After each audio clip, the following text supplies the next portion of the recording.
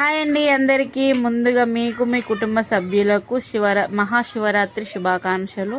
మేమైతే ఈరోజు గుడికి వచ్చినాము. కుడికాల నుండి 1 కిలోమీటర్ లోపలికి మాకు గషకుర్తికి దగ్గరనే ఉంటుంది. మేమైతే బొమ్మలమ్మ గుట్ట అని చెప్పేసి టెంపుల్కి అయితే వెళ్ళినాం అన్నట్టు.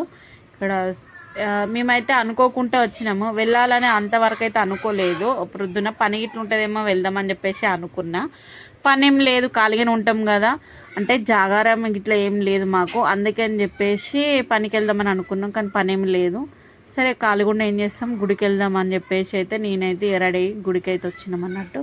మేము వచ్చేసరికి ఫుల్ మంది ఉన్నారు.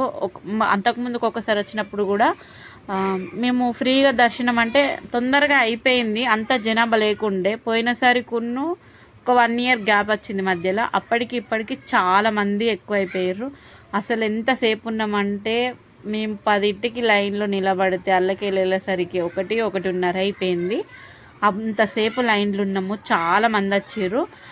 స్పెషల్ దర్శనానికి కూడా టికెట్స్ తీసుకొని వెళ్ళిరు. కానీ మేము స్పెషల్ దర్శనానికి ఏం రాలేదు, మామూలు దర్శనానికే వెళ్ళినాము. ఇంకా లేట్ అయిపోయింది అన్నట్టు. నేను ఇక్కడ లింగాలు చూపిస్తున్నా మీకు, మనసులని కాదు. ఇక్కడ గుడి చుట్టూ లింగాలు ఉంటాయి అన్నట్టు.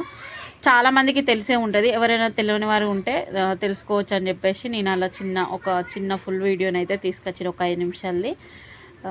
ఇలా ఈ టెంపుల్ అయితే ఒకప్పుడు ఏం లేకుండే, ఉత్తప్పుడు కూడా ఎవ్వరు కనబడరు అసలు. ఇప్పుడు శివరాత్రి కాబట్టి ఇలా శివుడు ఉన్నాడు, అలాగే శివలింగాలు కూడా ఉన్నాయి కాబట్టి చాలా ఫేమస్ అయిపోతుంది. చాలా అంటే చాలా జనాభా, చాలా రద్దీ. అటే ఉన్నారు, ఇటు ఎక్కడో లక్కని ఎక్కడ దాకా ట్రాఫిక్ అంటే అక్కడ దాకా ట్రాఫిక్ అయిపోయింది. చాలా ఫేమస్ అయిపోతుంది గుడి అయితే. అంతకుముందు మేము ఇక్కడ ఉన్నప్పుడైతే అంతగానం ఎక్కువ కాలేదు, కానీ ఇప్పుడైతే చాలా ఫేమస్ అయిపోతుంది. పోయినసారి కాక అంతకుముందు పోయినసారి కూడా ఇక్కడికి వచ్చినాము. మళ్ళీ ఇది సెకండ్ టైం నేనైతే రావడము. గుట్టపైకి ఎక్కుదాం అనుకున్నాం, కానీ అప్పటికే 2 అయిపోతుంది కాబట్టి నాకెందుకో నడుములు అసలు అవుతారు. గంటసేపు లైన్లో నిలబడినందుకు నాకెందుకు ఓపిక లేకుండే. అందుకని చెప్పేసి నేనైతే ఇక వెళ్ళలేదు గుట్టపైకి. ఇటు నుండి ఇటే దర్శనం చేసుకొని వెళ్దామని చెప్పేసి అనుకున్నాం అన్నట్టు.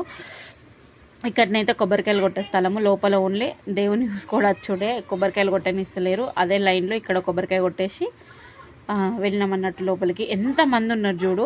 నాకేమనిపించిందంటే వేములవాడ కాడ కూడా గింతమంది ఉండరు కావచ్చు, ఒక చిన్న టెంపుల్ని గింతమంది ఉన్నారు కదా, ఇంకా వేములవాడలో ఇంకెంతమంది ఉంటారో అని చెప్పేసి అనిపించింది. ఇదంతా ట్రాఫికే, నేను అక్కడ లైన్లో నిలబడి ఇదంతా తీసిన అన్నట్టు.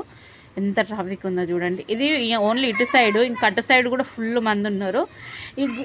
ఇక్కడ ఏంటంటే ఈరోజు డాన్స్ ప్రోగ్రామ్ పెట్టేసారు, భరతనాట్యము. ఎంత బాగా చేసిరంటే పిల్లలు. మేము గుళ్ళకెళ్ళి వచ్చేసరికి స్టార్ట్ చేసిరు, అంటే మేము బయటప్పుడు ఏం లేదు, మేము వచ్చేసరికి స్టార్ట్ చేసిరు. అంటే 4 గంటలల్లో స్టార్ట్ చేసిరు అన్నట్టు డ్యాన్స్ ప్రోగ్రాము.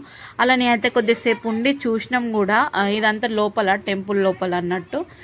ఇక్కడ వెంకటేశ్వర్ల స్వామి కూడా ఉంది, అలాగే శివునిది కూడా ఉంది. కాబట్టి ఇక్కడ ఎన్ని లింగాలు ఉంటాయి అన్నది నాకు ప్రత్యేకంగా తెలియదు, ఏమో తెలియదు నాకు కూడా ఎన్ని ఉంటాయని. నేను అంత నాకు తెలిసి 1001 లింగాలు ఉంటాయి కావచ్చు అని నేను అనుకుంటున్నా, కానీ నాకు ఎన్ని ఉంటాయో తెలియదు. ఎవరైనా తెలిసిన వాళ్ళు, ఎవరైనా చూసే వాళ్ళు ఉంటే ఎన్ని ఉంటాయి అన్నది కామెంట్ చేయండి మర్చిపోకుండా.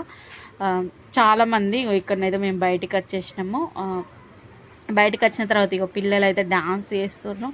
నాకెందుకు విపరీతంగా నచ్చేసింది భరతనాట్యం. నేను షార్ట్ వీడియోస్ కూడా వాళ్ళు ఏ పాట మీద వేసిరు అన్నది పోస్ట్ చేసిన, మీరు చూడండి.